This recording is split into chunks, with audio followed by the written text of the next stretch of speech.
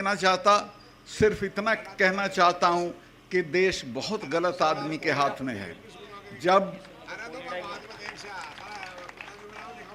ये अभी मैं बोला था 4-6 दिन पहले, बड़ा शोर हो गया देश में, इन्होंने बड़ा तमाम तरह के लोग वो पालतू जो हैं वो लहका दिए मेरे ऊपर। मैंने ये बताया था, जो सच था उसी वक्त बताया था जब मैं ये था गवर्नर था, कि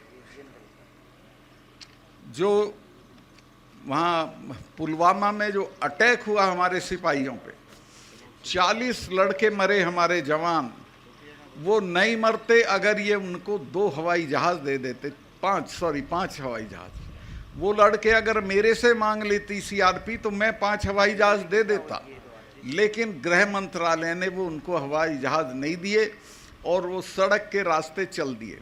उस सड़क के रास्ते में मैं गया जिस दिन ये दुर्घटना हुई, उसके बाद उसमें 10 किलोमीटर के एरिया में करीब 10 जगह सड़क आके मिलती है। उस पे एक जिप्सी नहीं खड़ी थी किसी को रोकने के लिए, कोई भी आ सकता था। तो वो आया, भरी हुई गाड़ी थी विस्फोटक की, और एक गाड़ी में मार दी और हमारे 40 जवान शहीद हो गए। ये कहीं अपनी शूटिंग करा रहे थे उसमें नेशनल कॉर्बेट पार्क में, यूपी में है वो, तो वहाँ टेलीफोन की सुविधा नहीं होती है। तो इन्होंने बाहर आके मुझे एक ढाबे से फ़ोन किया और पूछा कि सतपाल भाई क्या हुआ। मैंने इनको बताया कि साहब ऐसे ऐसे हो गया, इतना हमारा नुकसान हो गया है और ये हमारी गलती की वजह से हुआ है। अगर हम जहाज़ दे देते तो ये हमारे बच्चे नहीं मरते। तो इन्होंने मुझे कहा कि नहीं अभी इस पे चुप रहो, इस पे अभी चुप रहो।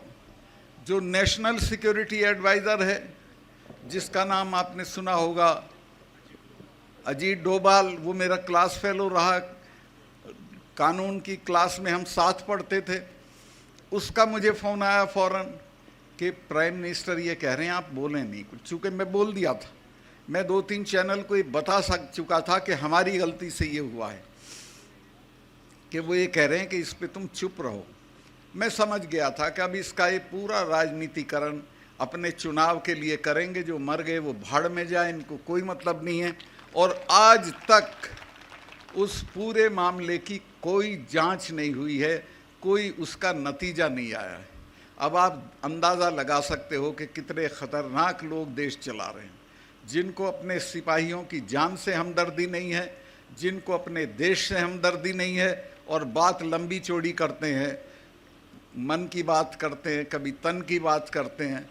तो मैं आपसे ये कहना चाहता हूँ कि बहुत हो गया, अब संभल जाओ, और अब नहीं संभलोगे तो हमारी तो अब उम्र लंबी हो गई, चले जाएंगे, लेकिन आपकी पीढ़ियां याद करेंगी कि कभी आपने गलती की थी और एक ऐसी सरकार को बने रहने दिया था जिसने आपका सब बर्बाद कर दिया, खेती भी, फौज भी, नौकरियां भी।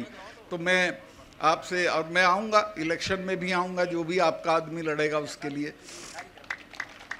मैं तो, मेरे पैर में बहुत तकलीफ़ है, लेकिन फिर भी मैं घूम रहा हूँ, महीने में कम से कम 10 पब्लिक मीटिंग करता हूँ, सब जगह जा रहा हूँ, सबसे बात कर रहा हूँ, और मुझे ये कामयाबी मिली है कि सब इसके लिए राज़ी हो गए हैं कि एक उम्मीदवार के मुकाबले एक उम्मीदवार खड़ा करेंगे। और अगर ये हो गया तो मैं आपको आश्वस्त कर दूं कि ये बचेंगे नहीं, इनकी शक्ल नहीं पहचानी जाएगी। ये जो आज इनका घमंड है ये सारा चूर चूर हो जाएगा। सब सहमत हो गए हैं, सारी पार्टियां सहमत हो गई। मैं बहुत लंबा भाषण कर दिया, भाई इतना ही कहना चाहता हूं कि ये मौके रोज़ नहीं मिलते हैं।